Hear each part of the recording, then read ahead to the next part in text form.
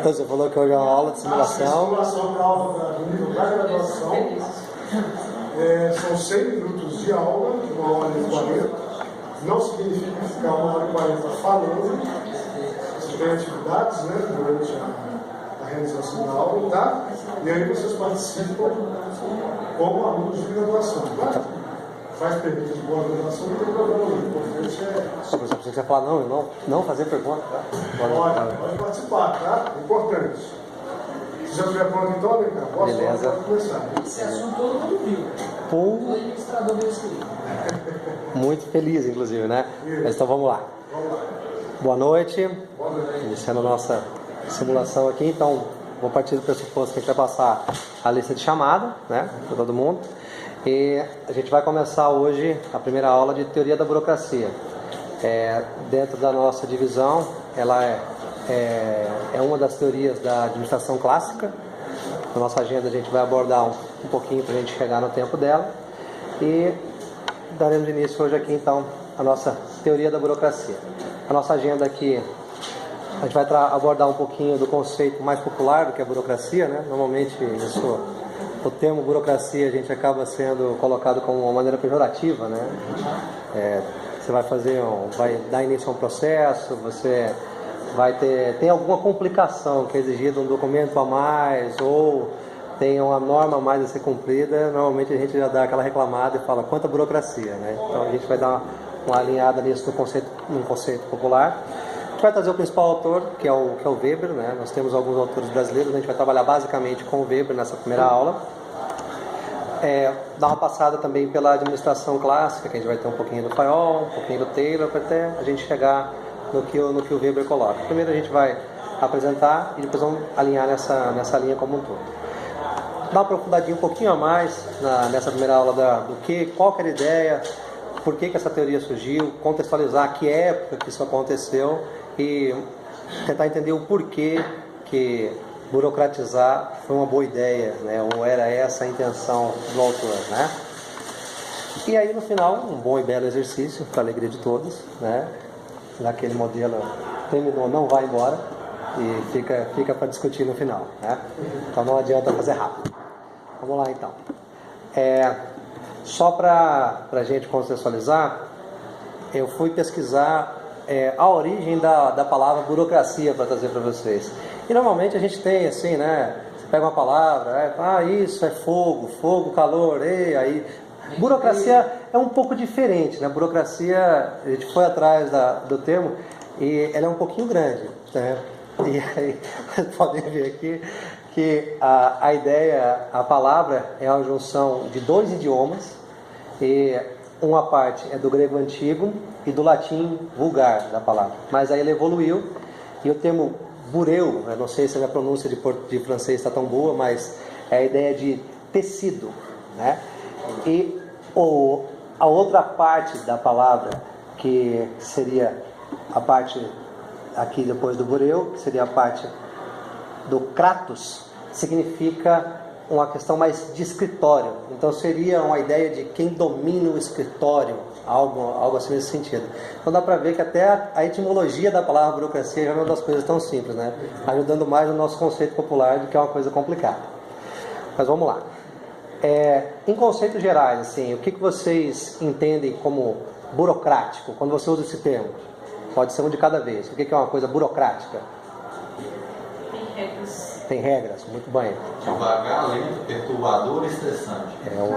O nosso amigo Vascaíno não gosta da burocracia, né? Mas tem alguma coisa que vocês conseguem ver que a burocracia é boa? Ou acha que tem alguma colocação? A burocracia, ela deixa os processos claros, né? Assim, você é um cidadão, você quer tal coisa, tem um processo. Bom. Você vai primeiro, sei lá, Polícia Federal, depois vai ser aonde e tal, aí você tira o seu passaporte. Né? Bom, tem todo um rito, né? Tem uma formalidade.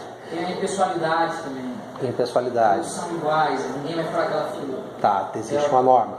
Ok. Mas no dia a dia a gente acaba ficando com um pouco de raiva da burocracia, é isso? É melhor que a sua. Não, Essa é a prática. Tá certo. Não, então, vocês viram agora que a colocação que o colega fez, a gente, como nós não estamos na época vamos dizer assim, da descoberta, da divulgação dessa teoria, você já viu que ela deu uma evoluída, né? Ele já falou um pouco ali, parece um pouco de rotina, depois trouxe um pouco de processos, e aí otimização de processos, e aí tem processos não tão bem desenhados, que alguns carinhosamente chamam de burocracia, né? Porque você está fazendo algo que você não precisa fazer, está fazendo de novo, né? E acaba num conceito geral, a gente fica igual essa charge, essa pequena charge aqui para vocês. A Mafalda conversando com o amigo dela, perguntando se ele já foi para a escola, né? Que ela queria saber como é que foi o andamento da aula dele, né? Aí falou, foi muito legal. Ela falou, então você já sabe ler e escrever? Ele falou, não é assim não. A gente tem todo um ritual, tem que aprender a letra, tem que preencher, né? Mas quanto tempo? Ela falou assim, um mês e pouco para aprender a ler. Ela fala, malditos burocratas, né? Então ela já está vendo, igual o nosso amigo vascaíno, a dificuldade da burocracia, né? No dia a dia da aplicação, tendo como uma maneira ruim, né?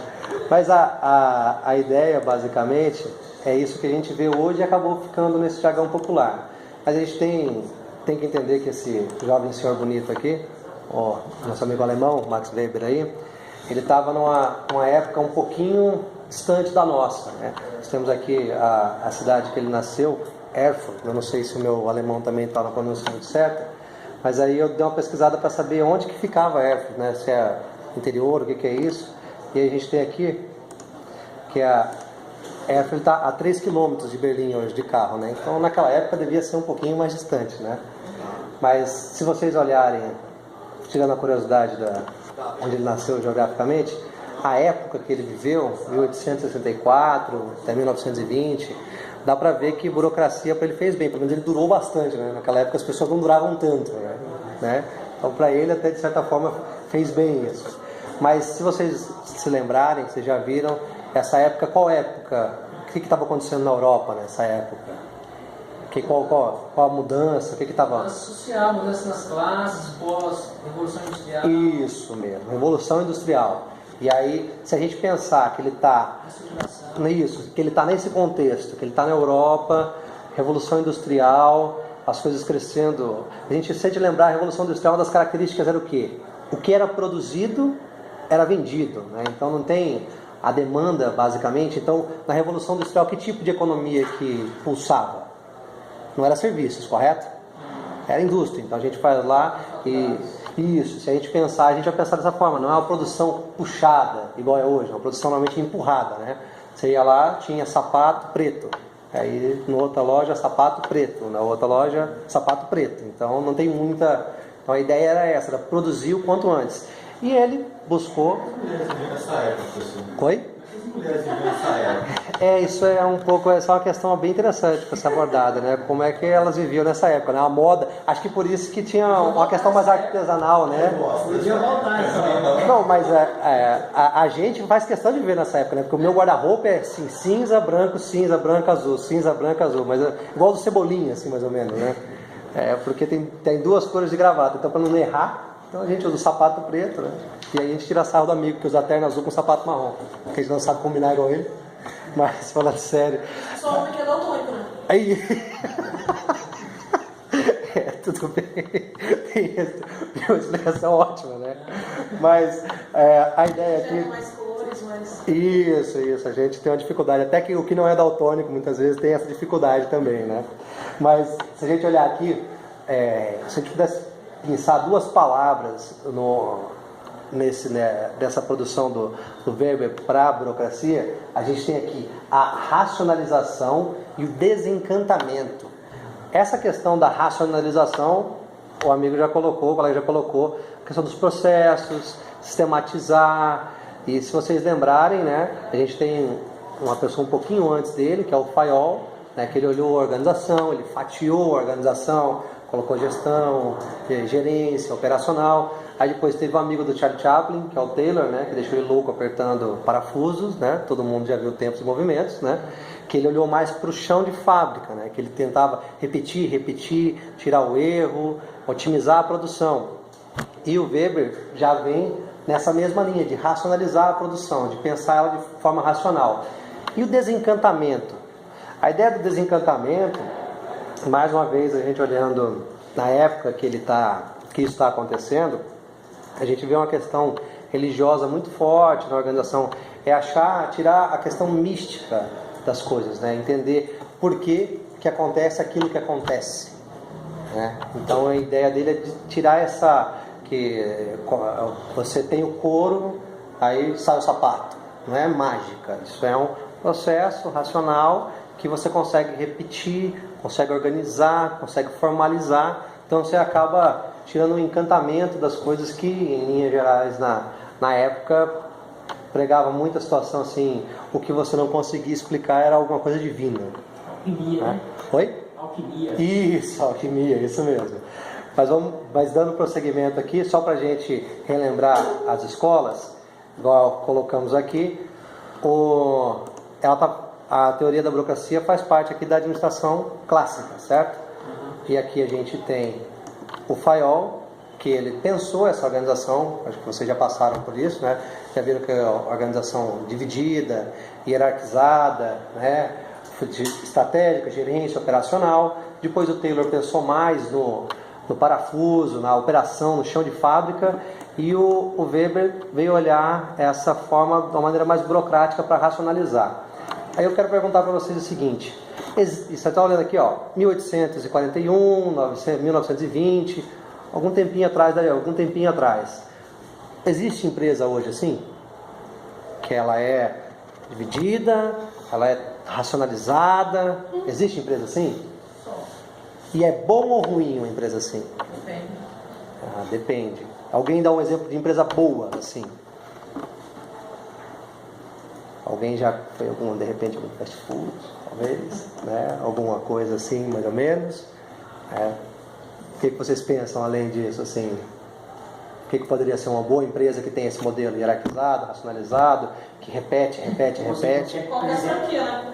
Você consegue, por exemplo, saber quanto tempo sai o produto, né? Por exemplo, isso mesmo, está racionalizado. Né? Eu sei quanto tempo. As fábricas não mudaram comparando a essa ideia de dividir. Claro, depois veio a escola humanas, né, de relações humanas, que não vê o homem como uma máquina, mas de certo modo ainda está lá pegando parafuso. Nós vamos dar uma criticada também, né, porque a gente está aqui para isso, né, para falar mal de quem já morreu mesmo, né, então a gente fala à vontade mal dele, ele não vai, no máximo ele vai puxar o pé de alguém, o meu eu acho que ele não puxa.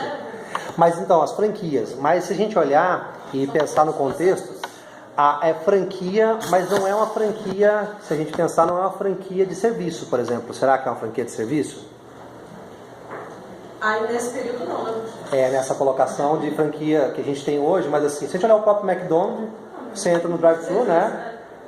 Aí agora a gente já começa a misturar, né? O que é serviço, o que é produto, né? Mas a gente começa a ver, você pega um McDonald's, você tem a divisão, tem quem manda, tem o chefe, tem tempo, tem horário, tem hierarquia, racionaliza, você consegue controlar, você sabe que você entra por aqui, sai pelo outro lado, já é tratado igual gado mesmo, certinho, né? Bem bonitinho, legal. Senta numa cadeira dura, na laminação para você comer logo e ir embora. Tem tudo bem pensado nisso, né? Tem tudo bem pensado nisso. Eu como McDonald's, gente, fica tranquilo. Mas a gente tem que entender o porquê das coisas, né? E vocês já viram essa divisão num lugar que não funciona?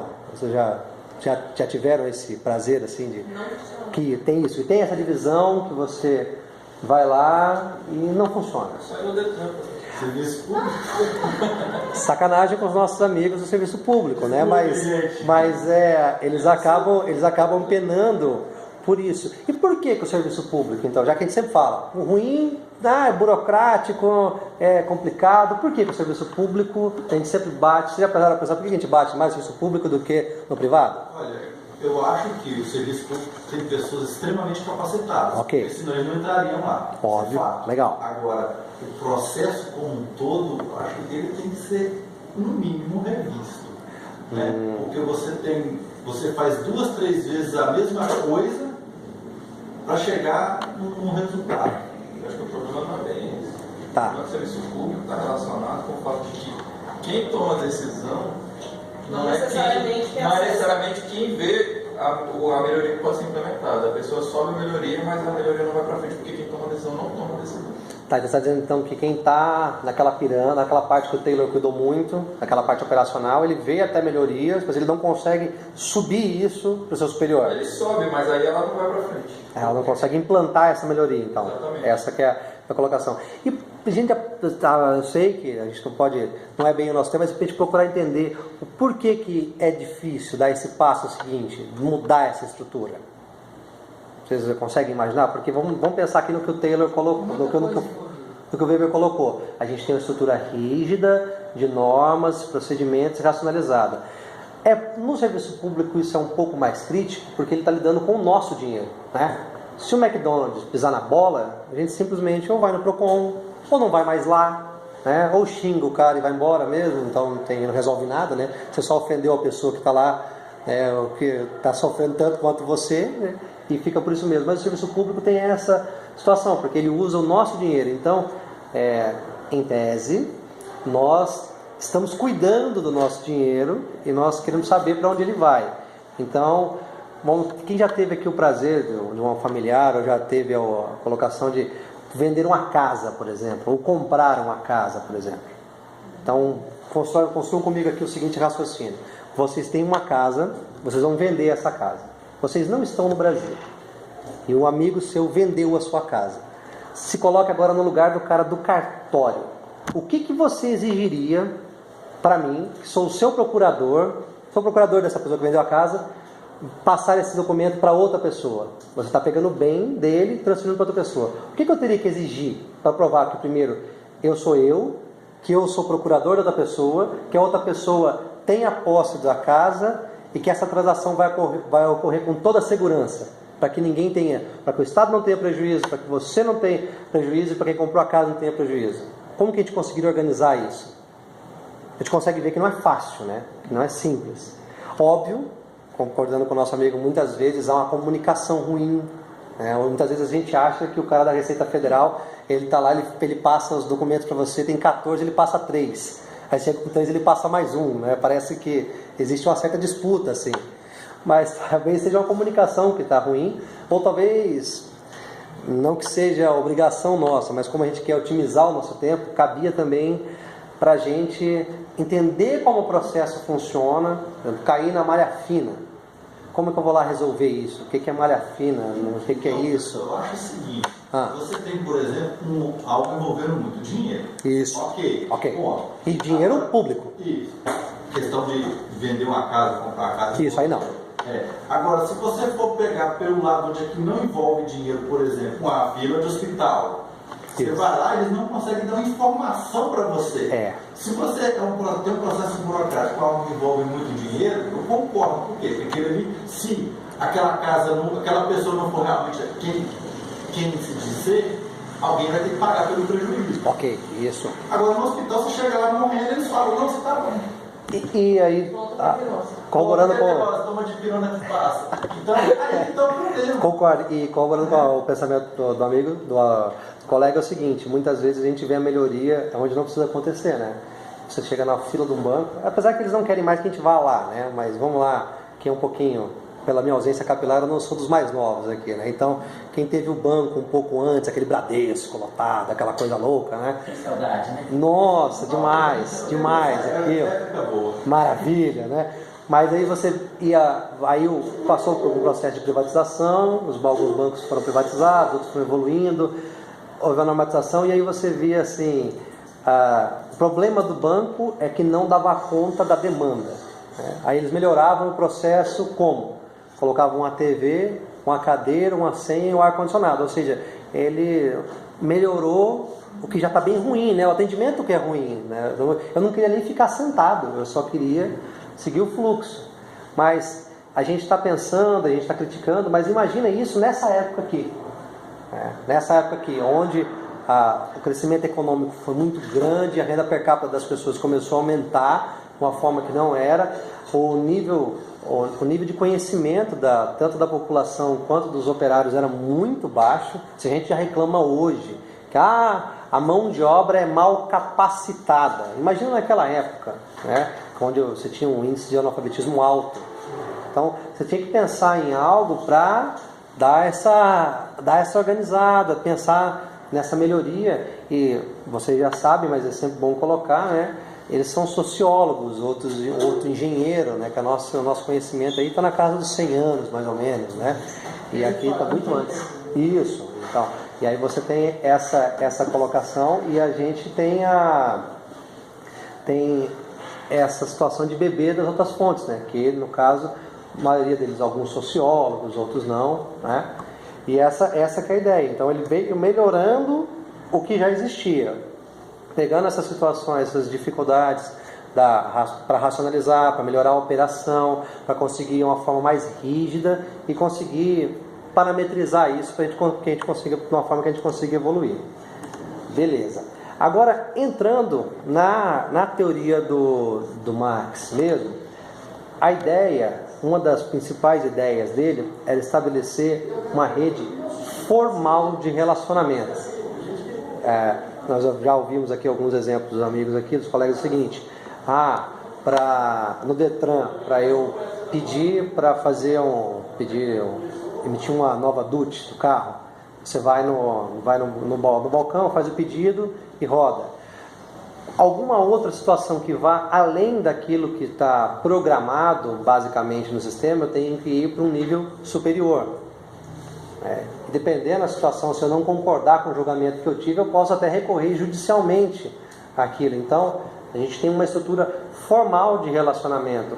Hoje nas empresas, a moda, agora a palavra, né, compliance, né, agora com a questão de tanta gente sendo presa aí de consultoras, né, parece que tem um pessoal aí que está meio ganhando estadia em Curitiba, e aí estão investindo muito nessa questão de compliance, de normas internas, de regras, porque essas...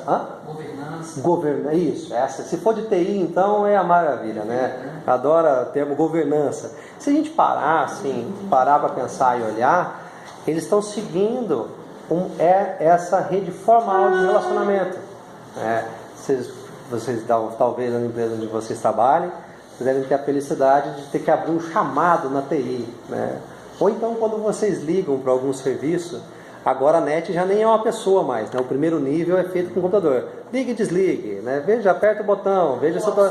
Isso, aí ele vai subindo o nível, porque tem toda uma rede de relacionamento formal. Se você for uma pessoa jurídica, você já tem outro atendimento, é um outro modelo. E aí não é só a questão da burocracia, mas aí tem uma questão também de valores envolvidos, de quanto você gasta por mês, que tipo de serviço você usa. Mas se vocês pararem para dar uma refletida, vocês veem que esse raciocínio é o mesmo, né? Ele foi melhorado ou piorado, dependendo da situação, mas ele é o mesmo. E depois que eu tenho essa rede formal de relacionamento, eu sei com quem eu falo. Você está numa empresa, ou você é estagiário, dependendo da empresa, o estagiário vai da Xerox ao planejamento estratégico, né? Mas vamos dizer que a empresa está um pouco mais organizada e você tem um chefe imediato, de repente algum coordenador de alguma área. Aí esse coordenador responde para um diretor, e esse diretor responde para o CFO, agora todas as siglas em inglês, né? CIO, e ele responde para o comitê, né? Ou para o board, como eles gostam agora. Mas a ideia é essa, de saber com quem eu falo e com quem eu me relaciono para conseguir evoluir um problema ou conseguir evoluir uma solução.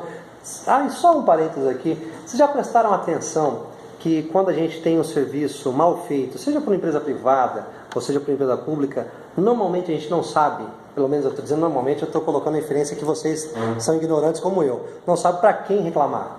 Quando vocês compram assim, eu aprendi isso na Receita Federal, tive um problema na Receita Federal, para quem que eu reclamo se a Receita Federal me deu mal?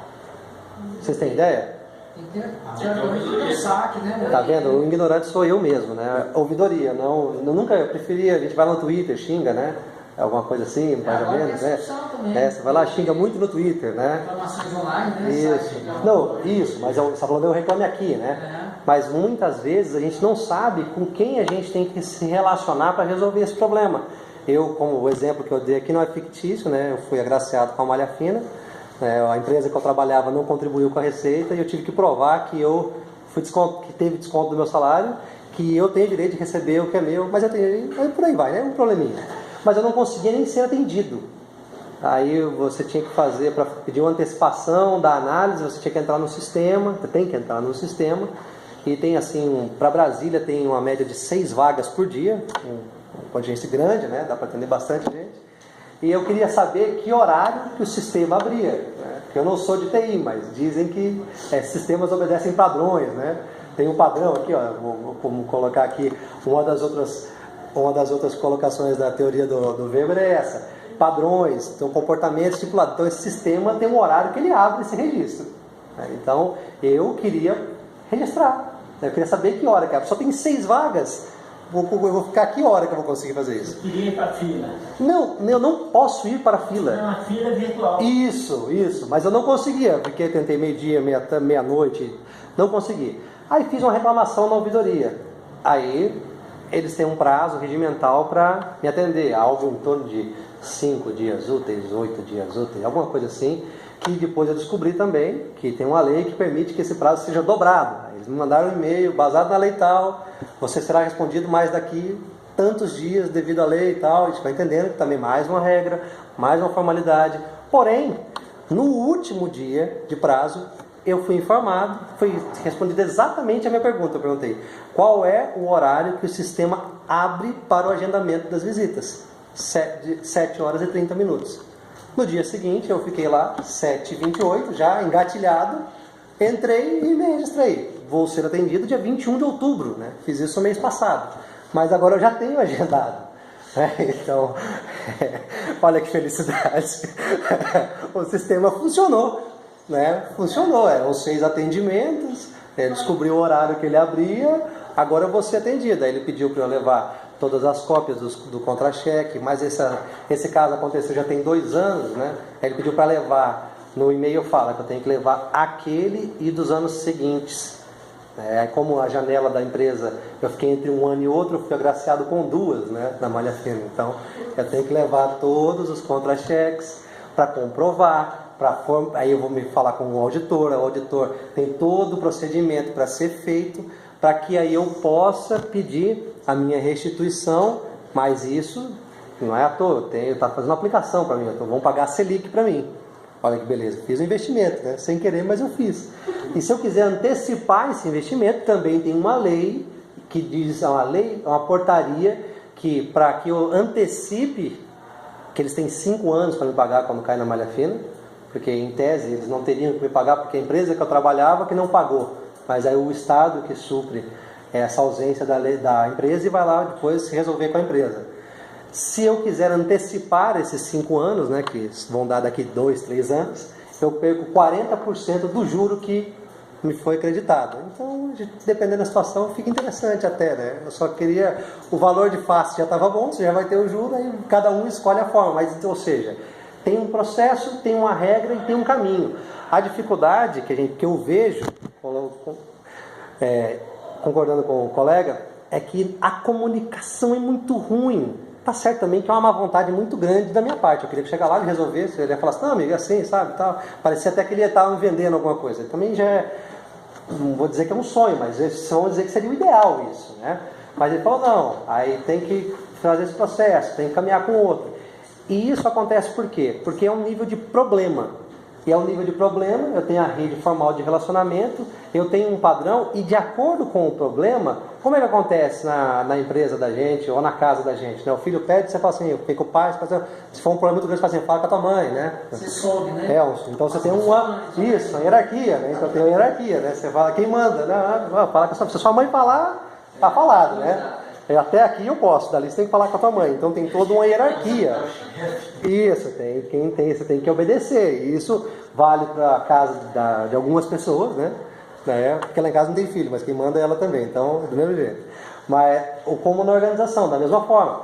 Se o meu problema fosse de cadastro no sistema ECAC da Receita, eu mandaria um e-mail, dependendo da situação, acho que até o estagiário ia lá e dava um reset. E zerava a senha, mandava um link para eu cadastrar uma nova senha. Mas como o meu problema é de malha, mas é um problema que a empresa que eu trabalhava não recolheu o tributo e tem que provar esse tributo, aí você vai subindo o padrão para quem vai te atender. E aí, quanto maior o problema, normalmente, né, tem que ser uma pessoa mais especializada, com uma divisão mais específica dentro da organização, o número de atendimentos é menor. Mas parece que esse problema acontece muito né? Então eu acabo sendo atendido dia 21 de outubro, né? E é o primeiro atendimento, claro que normalmente resolve no segundo ou no terceiro, mas resolve. Então provavelmente aí até o carnaval de 2018, quem sabe, né? Eu tô resolvendo, então esse problema está resolvido. Aí não compensa talvez mais abrir mão dos 40% de juros, né? Que já vai estar no prazo, né? 5 anos a partir do dia que eles bateram o martelo e falou que você tem direito? Isso mesmo. Então, se eles bateram o martelo carnaval de 2018, Não. 5 anos aí para frente. Não, é do recolhimento, da receita, é do dia da. Não, pelo amor de Deus. Poxa, é isso, pô. Vamos ver, então. Quanta burocracia, pô. Não, mentira. Maldito burocrata. Não, mas 5 anos dá pra esperar, mas que isso. Pô, não, daqui a pouco não precisa mais, já tá abusando já. Não, mas.